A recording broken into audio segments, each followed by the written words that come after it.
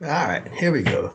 Last video in this module of hearing conservation. This is going to be Appendix G. A lot of times these will have an appendix that's non-mandatory and just kind of a guideline. And there's usually some good tidbits of information in them. And what they try to do kind of, all right, is take all this gobbledygook you've just read through 17 pages of, bring you back to other things and all the other stuff and put it in plain English you can understand a little bit better. That's what they should be doing, in my humble opinion. And some of that's kind of what they try to do. So we're going to go ahead and go through this one. It's not that long. And hopefully it'll just get you a little bit more into this particular thing, because there's a lot to the standard occupational noise control. They'll call it monitoring noise levels. All right. So this is called monitoring noise levels. So what's the purpose of noise monitoring? This revised amendment requires that employees be placed in a hearing conservation program if they're exposed to average noise levels of 85 decibels or greater during an 8-hour workday. In order to determine if exposures are at above this level, it may be necessary to measure or monitor the actual noise levels in the workplace and to estimate the noise exposure or dose received by employees during the workday. So when is it necessary to implement a noise monitoring program? It's not necessary for every employer to measure workplace noise. Noise monitoring or measuring must be conducted only when exposures are at above 85 decibels.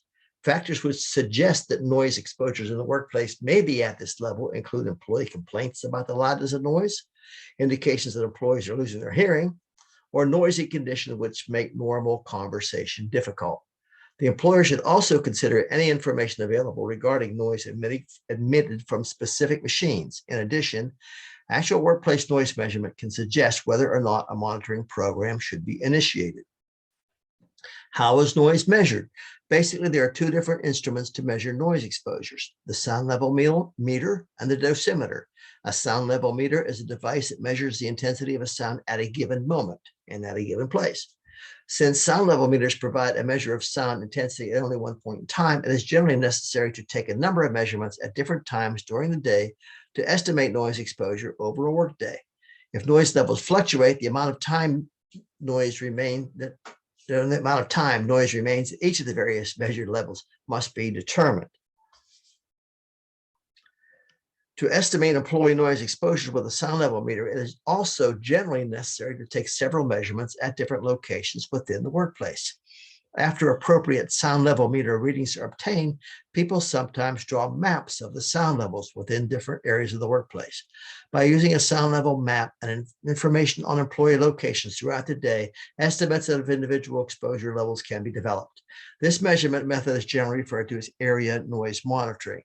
As I said before, I did this at the Heber feed mill when the ocean inspector was there over something else and asked about it. I showed this to her, and that was it. So it was, a lot of times ocean inspector, they're going to look at something real close. They're going to supposed to say, did you do this? And if you say, and you have something that shows that you did it, they're not going to say, did you do it right? Or did you long enough or anything like that, unless that's the focus of why they're there.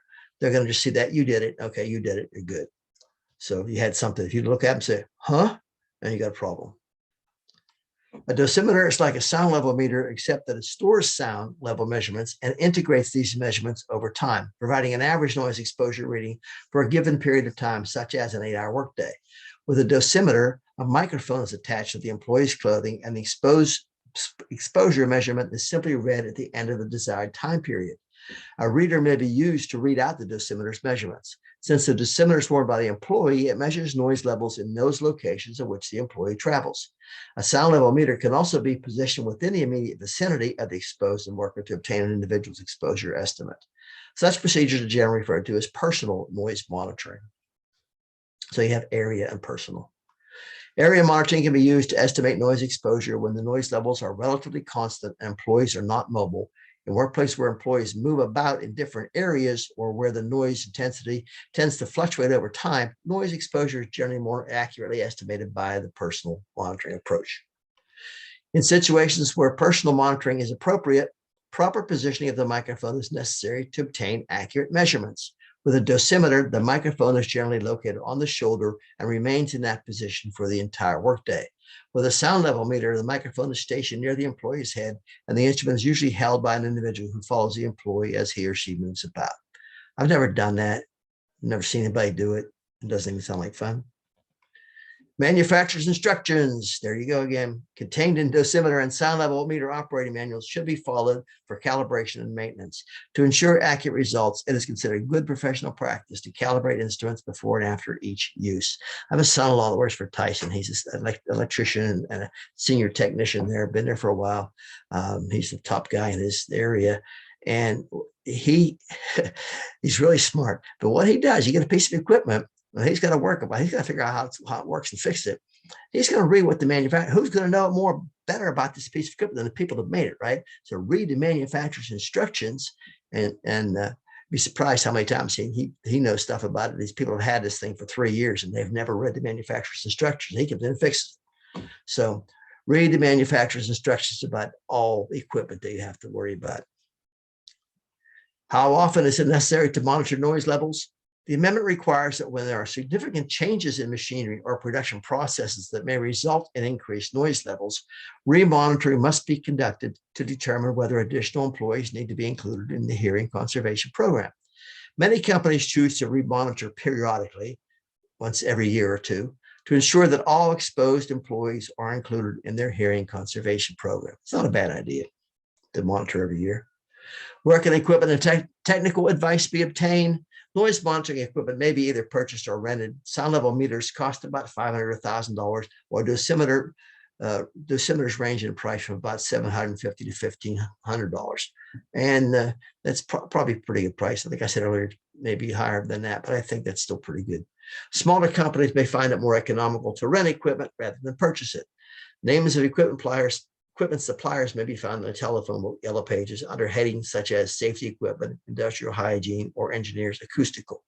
In addition to providing information on obtaining noise monitoring equipment, many companies and individuals included under such listings can provide professional advice on how to conduct a valid noise monitoring program.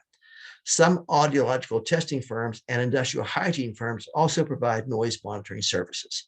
Universities with audiology, industrial hygiene, or acoustical engineering departments may also provide information or may be able to help employers meet their obligations under this amendment. It's not a bad idea if you have a university nearby that has something like this going on. So free on-site assistance may be obtained from OSHA-supported state and private consultation organizations. These safety and health consultative entities generally give priority to the needs of small businesses. What they're talking about here is OSHA consultation. I've used OSHA consultation many times. I always get my bosses okay to do so before you bring somebody from OSHA on your website, work site. Make sure they know you're doing it. And I never had any problem with them. I've heard some people having problems with them, but I never had. And some of them are hard to find. Like in Florida, I kept looking up on the internet, and they kept referring me to this one college. Finally figured out that's what it was. That college was OSHA consultation. They had contracted that to them. OSHA had. So sometimes that happens. Most of the time they come in, they do a pretty decent job, and they'll look at everything or look at what you want to look at if you want to do. And remember, and anything they find is that's dangerous has to be fixed. They have to. They're legally required to report to OSHA if it's extremely hazardous. Now, if they find some little thing, they're not going to worry about it. So you have to bear that in mind. But of course, if there's something on your site that's extremely hazardous, you want it to be found. Believe me. So that's it for this, and I'm not going to yak at you anymore. Be safe.